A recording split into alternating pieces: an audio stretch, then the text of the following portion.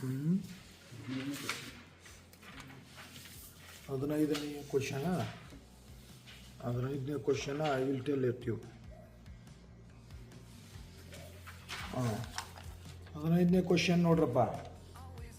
15ನೇ question ಕೇಳ್ತಾ ಇದ್ದಾರೆ, Madras fort Saint George ಎಂಬ ಕೋಟೆಯು ಯಾರು ನಿರ್ಮಿಸಿದರು? ಮದ್ರಾಸಿನಲ್ಲಿ ಸೇಂಟ್ ಜಾರ್ಜ್ ಕೋಟೆಯನ್ನು ಯಾರು ನಿರ್ಮಿಸಿದರು ಅಂತ ಕೇಳಿದ್ದಾರೆ. ಅರ್ಥ ಆಯ್ತಾ? ಈಗ ನೋಡ್ರೆ ತಮ್ಮ, ನಿಮಗೆ ಈ ಕ್ವಶನ್ಗಳ ಅಂಡರ್ಸ್ಟ್ಯಾಂಡಿಂಗ್ ಆಗಲಿಲ್ಲ ಅಂತಂದರೆ ನಾನು ನಿಮಗೆ ಕ್ಲಿಯರಾಗಿ ಹೇಳ್ತೀನಿ.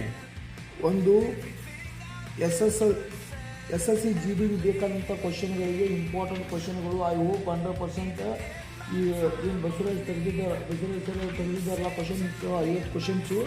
ಈ 50 ಕ್ವಶನ್ಸ್ ಒಳಗೆ ಮಿನಿಮಮ್ 2ರಿಂದ 3 ಮಾರ್ಕ್ಸ್ಗಳು ಬರುತ್ತವೆ ಅನ್ನುವಂಥದ್ದು ನನಗೆ ಆಸೆ ಇದೆ. ಗ್ಯಾರಂಟಿ 2ರಿಂದ 3 ಮಾರ್ಕ್ಸ್ ಕೂಡ ಬರ್ಬೋದು. ಅದಕ್ಕೆ ಕ್ವಶನ್ಸ್ಗಳನ್ನು ಓದಿ ಹೇಳ್ತೀನಿ.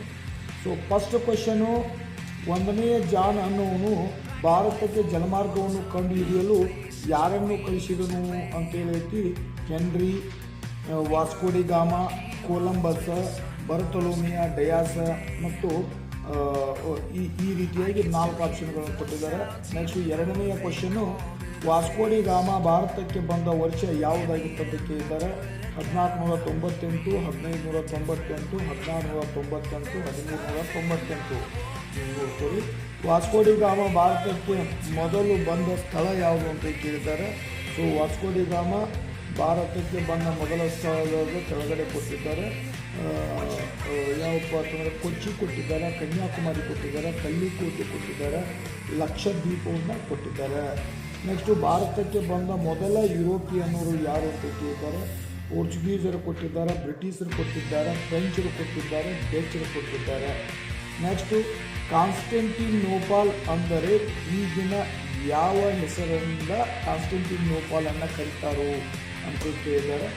ಅದು ಕೆಳಗಡೆ ಇಸ್ತಾಂಬುಲ್ ಅಂತ ಇದೆ, ಇಸ್ಲಾಮಾಬಾದ್ ಅಂತಿದೆ, ಕಾಬೂಲ್ ಅಂತಿದೆ, ಕರಾಚಿ ಅಂತಿದೆ.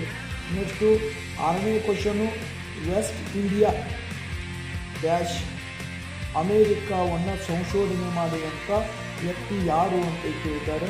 ಬರ್ತಲೋಮಿಯಾ ಡಯಾಸು, 1ನೇ ಜಾನ, ವಾಸ್ಕೋ ಡಿ ಗಾಮ ಮತ್ತು ಕೊಲಂಬಸ್ ಅಂತೇಳಿ ಆಪ್ಷನನ್ನು ಕೊಟ್ಟಿದ್ದಾರೆ. ನೆಕ್ಸ್ಟು ಹಿಂದೂ ಮಹಾಸಾಗರದ ಅತಿ ದೊಡ್ಡ ದ್ವೀಪ ಯಾವುದು ಅಂತ ಕೇಳಿದ್ದಾರೆ. Greenland, Lakshadweep, Ireland and Madagascar ಅಂತ ಹೇಳಿದ್ದಾರೆ. ನೆಕ್ಸ್ಟು ನೀಲಿ ಜಲ ನೀತಿಯನ್ನು ಜಾರಿಗೆ ತಂದ ಗವರ್ನರ್ ಯಾರು ಅಂತ ಕೇಳಿದ್ದಾರೆ. ನೀಲಿ ಜಲ ನೀತಿಯ ಗವರ್ನರ್ ಬಗ್ಗೆ ತಾವು ಹೇಳ್ಬೋದು. ನೆಕ್ಸ್ಟು ಅಲ್ಲಿ ಕೆಳಗಡೆ ಆಪ್ಷನ್ಸ್ಗಳನ್ನು ಕೊಟ್ಟಿದ್ದಾರೆ.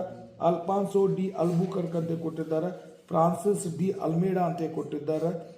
ನೆಕ್ಸ್ಟು ಕೊಲಬಾಸ್ ಅಂತ ಕೊಟ್ಟಿದ್ದಾರೆ, 1ನೇ ಜಾನ್ ಅಂತ ಕೊಟ್ಟಿದ್ದಾರೆ.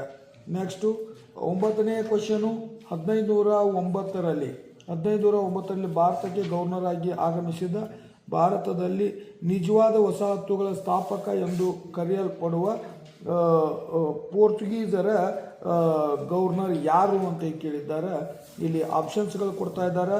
Alfonso de Albuquerque, Vasco da Gama, Columbus, 2ನೇ ಜಾನ್ ಅಂತ ಕೊಡ್ತಾ ಇದ್ದಾರೆ. ಅದರೊಳಗೆ ಯಾವ್ದು ನೋಡ್ರಿ. ನೆಕ್ಸ್ಟು ಎಷ್ಟರಲ್ಲಿ ಭಾರತಕ್ಕೆ ಮುದ್ರಣ ಯಂತ್ರ ಬಂದಿತ್ತು ಅಂತ ಕೇಳಿದ್ದಾರೆ. ಅಂದರೆ ಮುದ್ರಣ ಯಂತ್ರ ಬಂದಿತ್ತು ಅನ್ನೋದಕ್ಕಿಂತ ಹೆಚ್ಚಾಗಿ ಮುದ್ರಣ ಯಂತ್ರ ಬಂದಿದ್ದು ಆಯಿತು, ಅದರ ಜೊತೆಗೆ ಮುದ್ರಣ ಯಂತ್ರವನ್ನು ಟೈಪಿಂಗ್ ಮಿಷನನ್ನು ಭಾರತಕ್ಕೆ ಪರಿಚಯಿಸಿದವರು ಯಾರು ಅನ್ನುವಂಥದ್ದು ಕೂಡ ಆಗಿರುತ್ತೆ. ಅದರೊಳಗೆ 1498 ಕೊಟ್ಟಿದ್ದಾರೆ, 1456 ಕೊಟ್ಟಿದ್ದಾರೆ, 1556 ಕೊಟ್ಟಿದ್ದಾರೆ, 1596 ಕೊಟ್ಟಿದ್ದಾರೆ. Choice is yours. ಯಾವ್ದು ಹಾಕ್ತೀರಿ ಅದು ನಿಮಗೆ ಬಿಟ್ಟಿದ್ದು. ನೆಕ್ಸ್ಟ್ ಎಷ್ಟರಲ್ಲಿ ಡಚ್ ಈಸ್ಟ್ ಇಂಡಿಯಾ ಕಂಪನಿ ಸ್ಥಾಪನೆ ಆಗಿತ್ತು ಅಂತ ಕೊಟ್ಟಿದ್ದಾರೆ. So Dutch East India Company 1600 ಕೊಟ್ಟಿದ್ದಾರೆ, 1602 ಕೊಟ್ಟಿದ್ದಾರೆ, 1604 ಕೊಟ್ಟಿದ್ದಾರೆ, 1605 ಕೂಡ ಕೊಟ್ಟಿದ್ದಾರೆ. ನೆಕ್ಸ್ಟು ಡಚ್ಚರ ರಾಜಧಾನಿ ಯಾವುದಾಗಿತ್ತು ಅಂತ ಕೇಳಿದ್ದಾರೆ. ಇಲ್ಲಿ ಆಪ್ಷನ್ಸ್ಗಳನ್ನು ಕೊಟ್ಟಿದ್ದಾರೆ.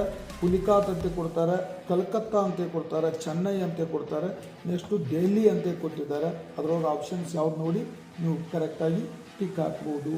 ನೆಕ್ಸ್ಟು 1600ರಲ್ಲಿ ಕ್ರಿಸ್ತಶಕ 1600ರಲ್ಲಿ ಯಾವ ಕಂಪ್ನಿ ಸ್ಥಾಪನೆ ಆಯಿತು ಅಂತ ಕೇಳಿದ್ದಾರೆ. ಕಂಪ್ನಿ ಅಂತಂದರೆ East India company, British East India company, French East India company, Dutch East India company, ಯಾವುದೂ ಅಲ್ಲ ಅಂತ ಕೊಡ್ತಾ ಇದ್ದಾರೆ. ಸೊ ಆಪ್ಷನ್ ಸಿ ನಿಂಬುದು ಯಾವುದು ಅಂತೇಳಿ ಹಾಕಬೇಕಾಗಿದ್ದು ನೀವು. ನೆಕ್ಸ್ಟು ಬ್ರಿಟಿಷರು